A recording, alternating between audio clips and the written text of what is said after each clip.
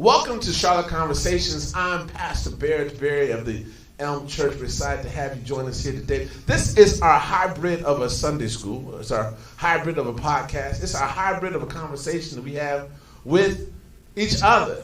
Each other meaning everybody can chime in on this conversation. Today we're going to continue in our part two of what are men talking about? Man cave. I finally got to go to the barber this week. Got to go to the barber because I've been growing my hair because I couldn't get an appointment. And I was able now to chime in and have a conversation with the fellas for the very first time.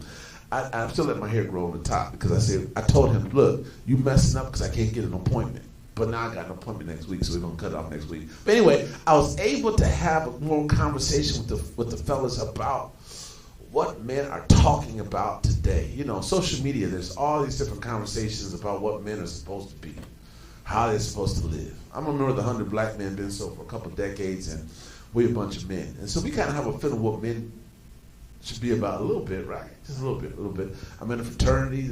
So we have, some men in fraternities too, But so men have some thoughts that we don't really get to share publicly because the retribution is hard sometimes. Sometimes the feedback we get is difficult because it's not what people think we should be saying, but it is actually what men are saying.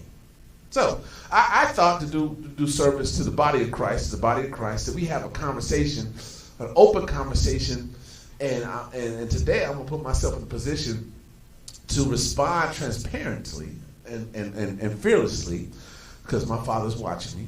And just to lay out the truth as best I know it to be. Okay, is that all right? So let's go. Introduce yourself. Who are you? My name is Shanera Butler. I am from Myrtle Beach, South Carolina. I've been in Charlotte about 3 years.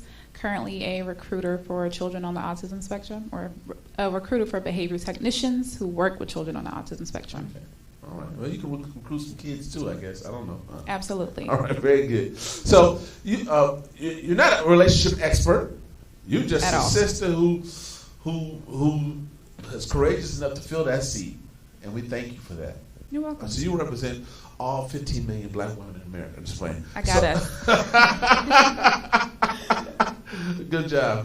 So we're going to open up for questions towards the end. So feel free to get your questions ready, ladies and guys. Matter of fact, I'm going to turn to a couple of guys and ask them for their feedback on some of the things that are shared today.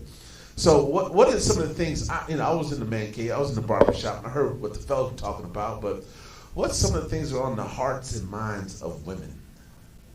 I think kind of piggybacking off of what you said about sometimes men not being as comfortable sharing, I think what I would say is there's a lot on the hearts and minds of women.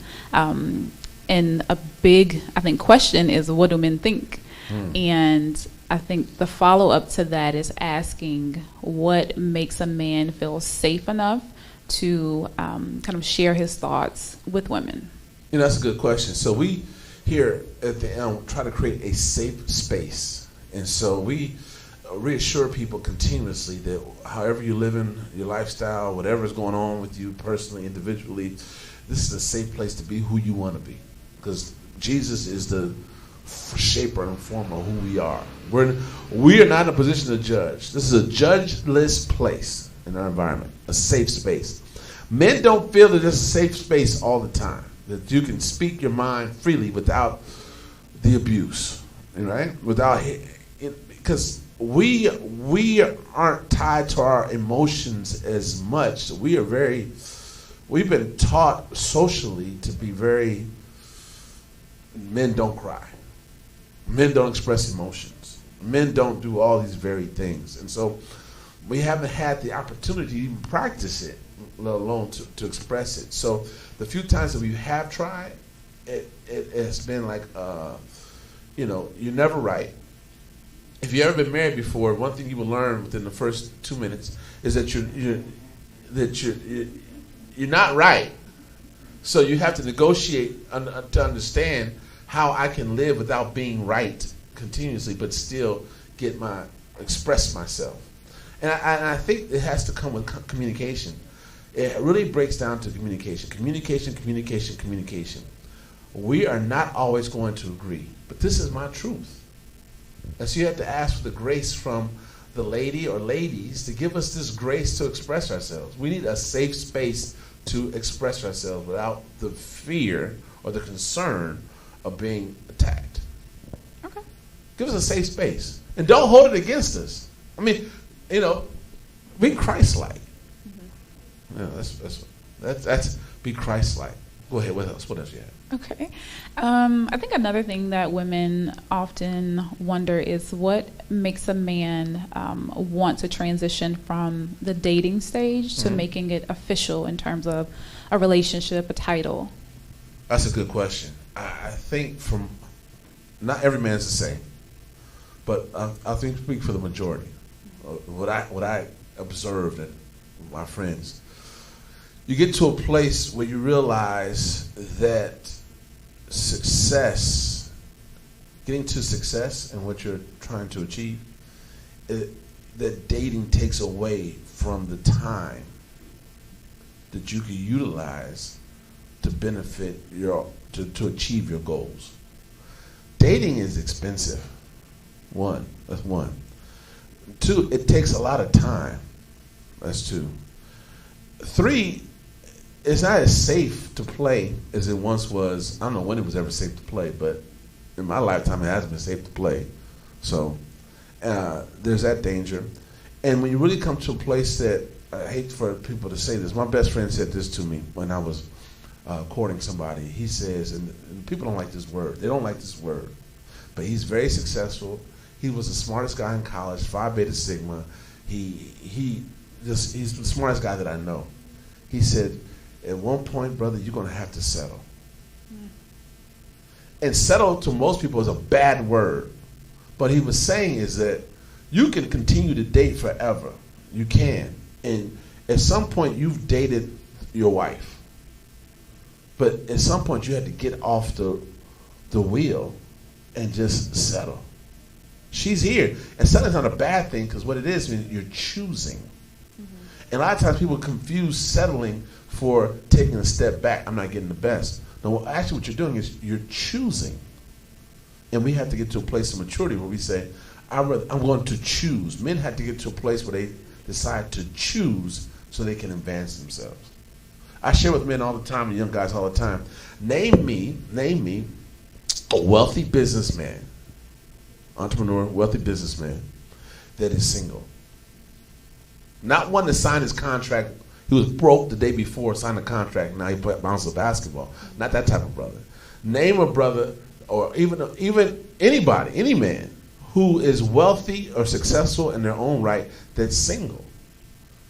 And it's hard to find somebody who is single and successful.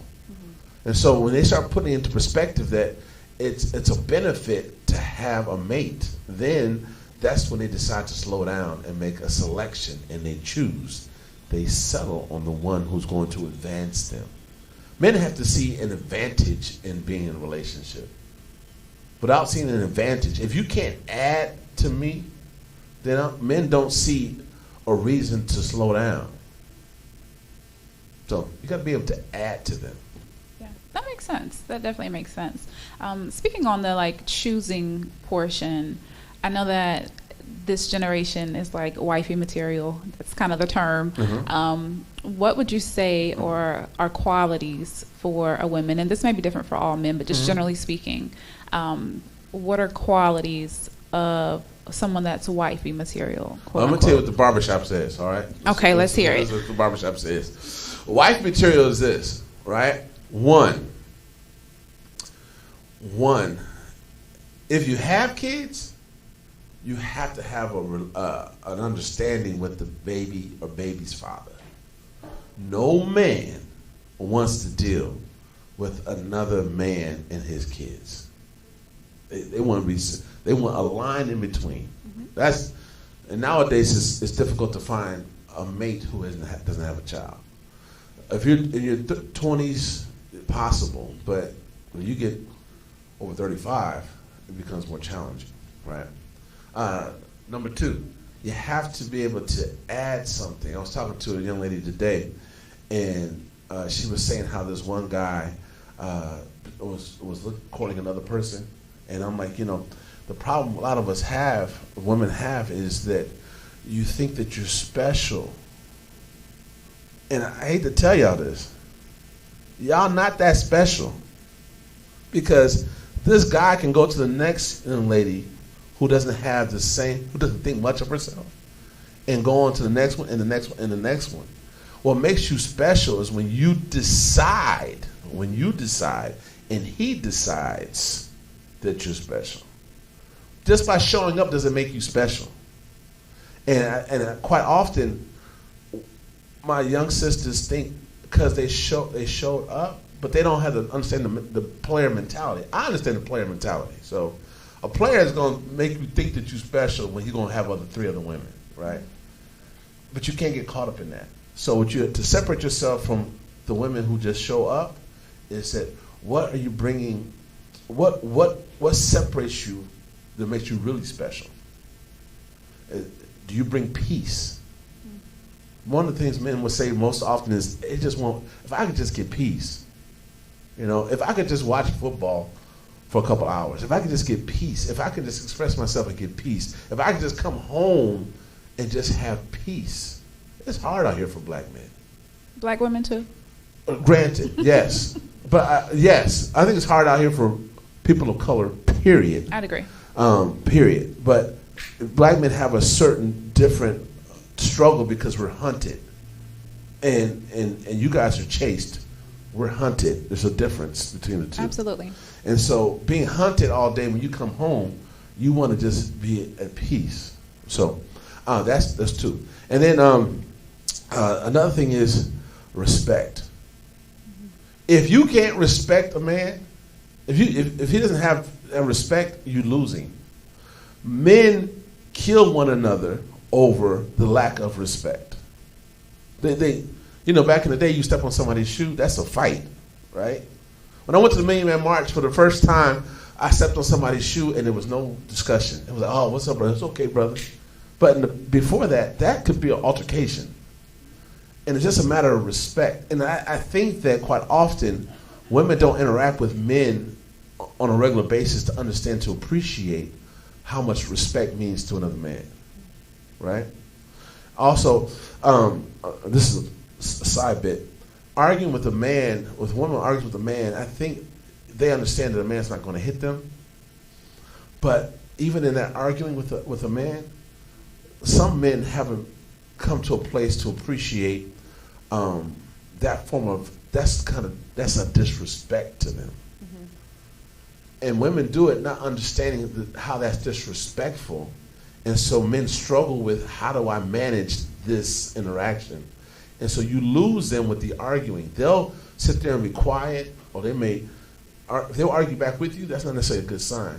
But they'll sit there and be quiet just so they wouldn't have the back and forth, because we're not accustomed to appreciating the disrespect.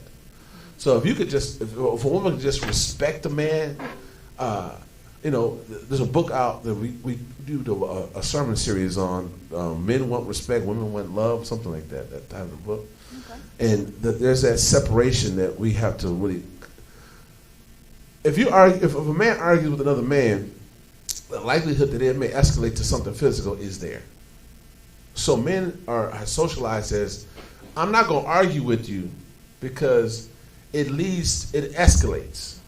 So men will find a way to either it's going to escalate, or we're going to shake hands and move on with it. When you're with a woman, it can't escalate. Right. So what he does is, since I can't escalate it to being physical, then I just disconnect. I may come home next day, but I've already disconnected because you disrespected me.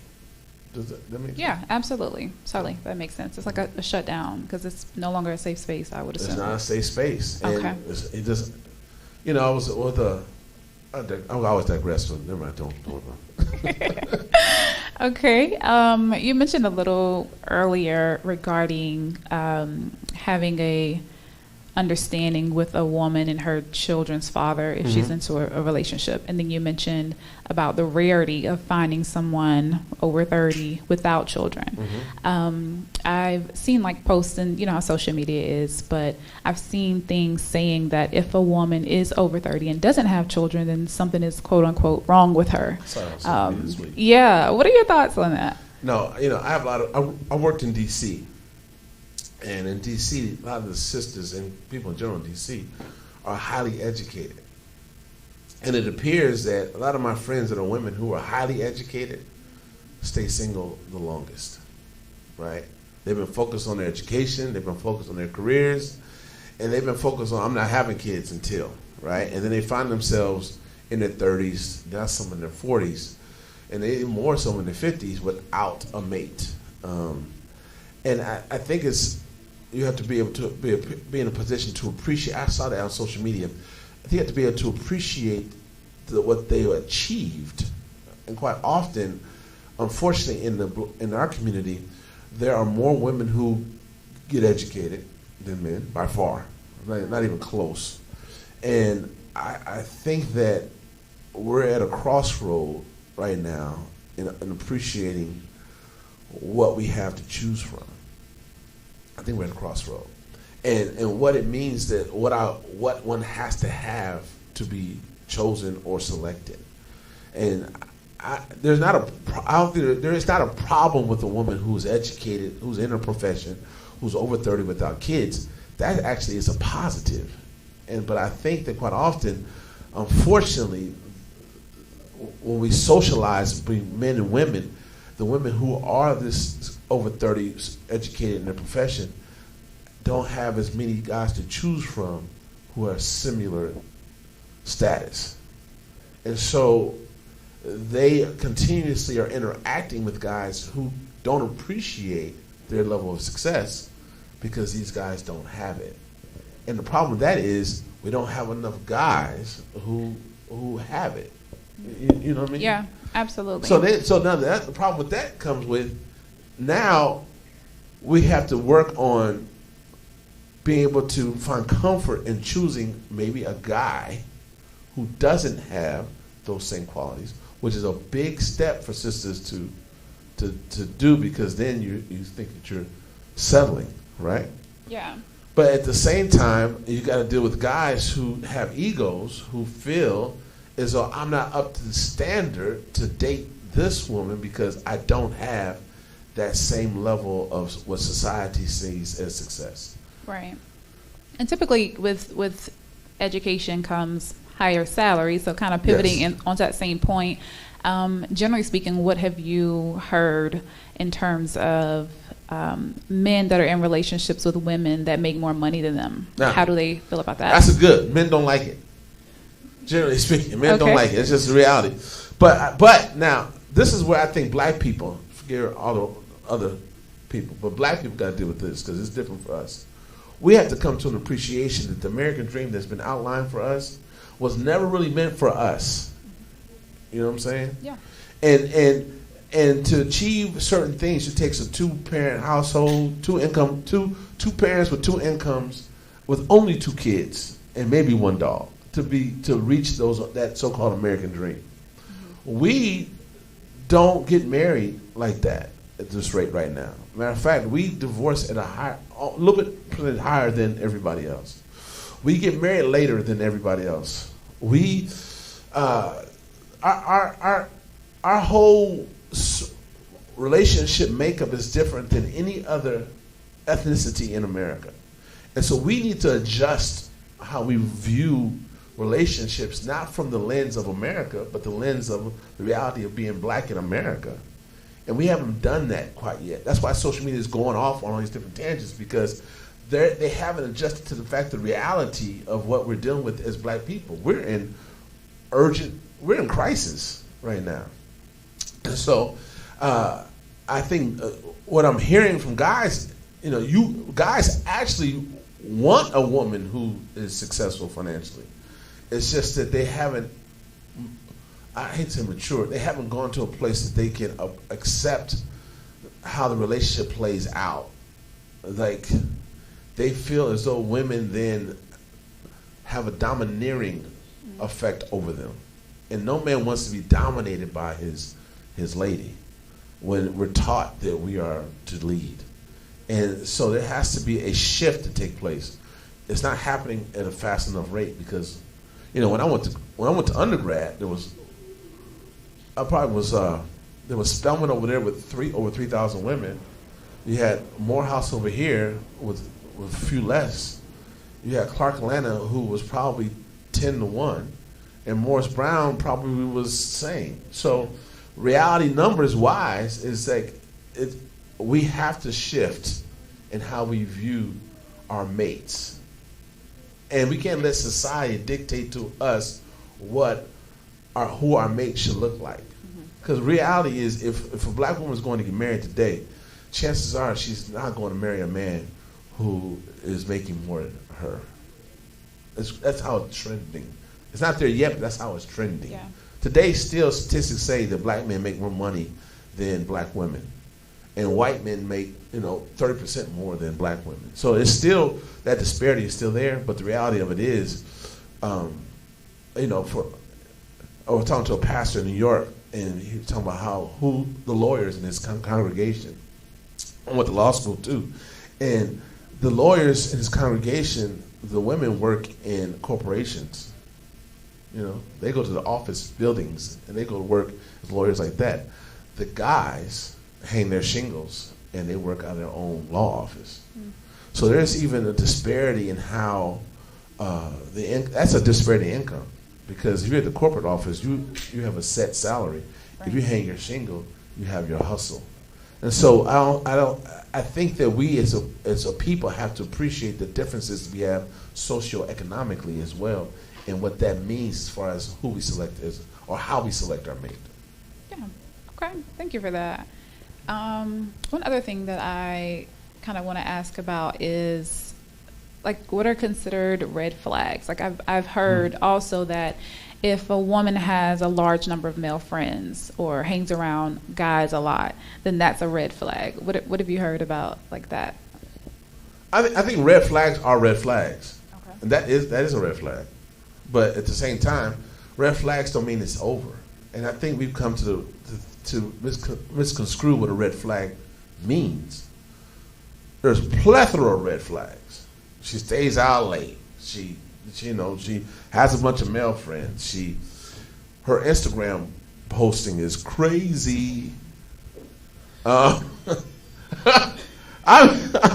she has an OnlyFans page. But all that stuff is more common. But all that stuff, but not outside the OnlyFans page. But red flags should be addressed, and we have to use the red flags as a point of communication. We need to use red flags to talk about them, because we're all learning in the process, and quite often we don't take the time to communicate, to express, to deal with those red flags. If there's something that is a red flag that the person is doing, more than likely, majority of them can be addressed and can be adjusted or fixed. But we look at the red flag and like, oh no, I can't. My last boyfriend or my last girlfriend, you know what I'm saying? We use that as, I can't do that again.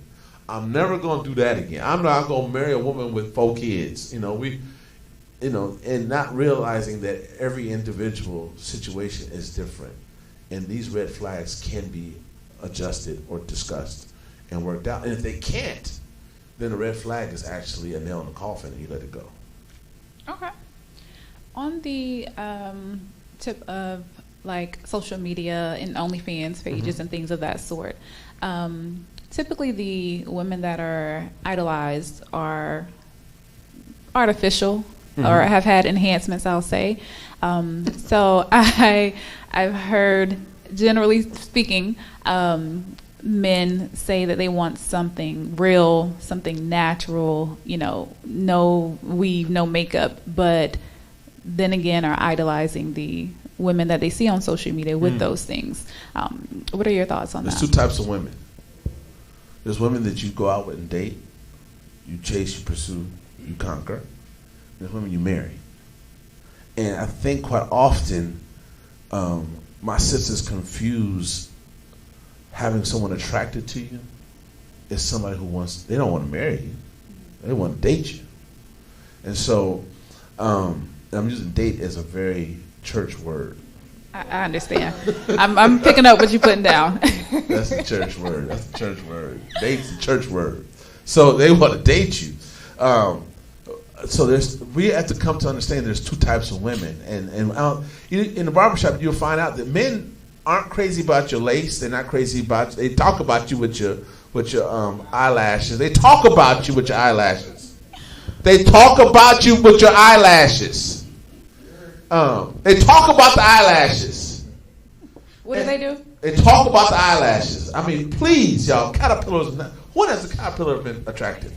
So, and unfortunately, my sisters, not every wig is a good wig, and somebody needs to. Some people need some good friends to tell them, little sister, that wig ain't working, that ain't popping, So, and just because it's lace don't mean it's right. And so Beyonce got us confused. And she went and got the lace front, and everybody got the lace front. But that's not, guys, he will date that. He will date the BBL all day long. He'll chase after the BBL all day long. But she ain't gonna have his baby. So that's, in a marriage, she may have his baby, but he ain't gonna marry her. Okay. And so I think God, at the end of the day, a guy is going to marry. We're very visual. This is not absolute. This is not 100%. This may be 56% of guys, right? But the majority are going to date somebody who they see will be a good mother to their child in a marriage, not as a baby daddy. And in that day, it is not the sister who, I was going to do a comedy show. I met this young lady who was a nurse, and she didn't mind talking about it because I talk about it all the time. And I was like, oh, this is perfect. She's a nurse, and she had her scrubs on. She looked very professional. It was wonderful. She's a comedian. Then I found out later that she was a comedian. I know she was a comedian at the time. I said, oh, we want to do a comedy show here. We want to do a comedy show at the church. But it has to be clean, at least, if it's not Christian. She said, cool, we can do that. And then, down the road, we started planning to do one. And she started blowing up as a comedian a little bit, And then she sent me her OnlyFans page link. First of all, I was like, wow, what do you think I'm going to do with this OnlyFans page? Number one. Number two, she felt so comfortable in sending it because it's become so common. It's become so common to be ratchet. And because commonality of being ratchet has become so common that we confuse being ratchet as being attractive, and it's not attractive to be ratchet in somebody's wife, because you have to raise my kids. And so that's the difference we have out there. I think quite often I told somebody today, I told her, drink some water. I told her, drink some water. Was she thirsty? She was thirsty. Okay. Slow down. Stop being so thirsty. Drink some water. And quite often, I think because we haven't had our fathers. I mean, you can walk at a point. I'm at a point in my life now. Okay, hindsight. Let me tell you a little bit about my background. I was a high school basketball player who went to college, who wrecked a car, who needed to raise some money to get a new car, who threw a party at 19 and 900 people came. Found out, oh, I'm actually popular. I didn't know I was popular because I was on the basketball courts. I didn't know I was popular. Then I started doing nightclubs.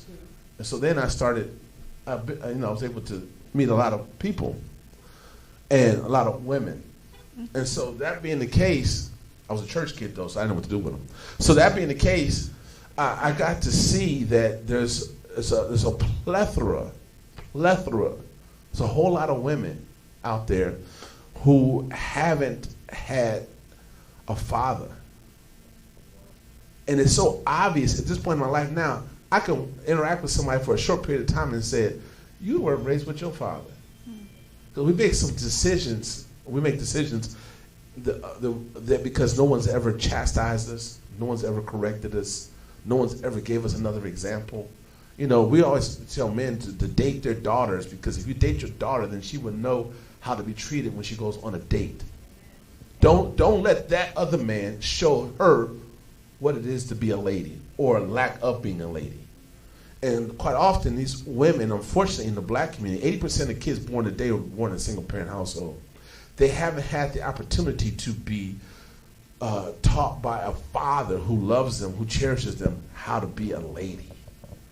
And then they go through life not knowing, and they're exposing their weakness of not having a father who has chastised them, shaped them, formed them, or told them they were beautiful. If you get excited thank you. If you get excited when a man tells you that you're beautiful, if you get excited by that can be a problem when you're a young lady, which means that your daddy didn't tell you were beautiful. So don't get excited because this man didn't told you beautiful. Now, a person who can be a preying on person, because a lot of guys are preyers, they prey on women, they'll take advantage of that. And so I think for us, I'll go back to, I think the original question was, what's the original question? We were talking about society and how men idolize the material girl, and then you mentioned the OnlyFans that was sent to you. Yes, yeah. Crazy, right? It's crazy, right? But they do it. So back, men want their moms to be their wives. That's what they want. With a little sexiness inside the house. The average man. Okay. Some men just don't, there's a small percentage of men who don't care. There's a small percentage of men who make babies. Only 35% of babies are made by, only 35% of men who are at least over 40 have kids, make kids. Most black men aren't making kids. It's just, if you go talk to a girl, in Charlotte, I was talking to some friends in this group that I'm in, and they all say they had to stop dating online because they're all dating the same man. There's a whole group of women dating the same dudes because for some reason they all are attracted to the same type of guy. And I think use that as to our sexual prowess, our sexual promiscuity, sexual promiscuity, we come to find out that most times women are sleeping with the same guys, having babies by the same guys. Because only 35% of black babies are created by the same 35% men, 35% of men. So we have to come back and talk about this another time. So hey, we want to thank you for joining us here at the Charlotte Conversation. I hope I made some sense today.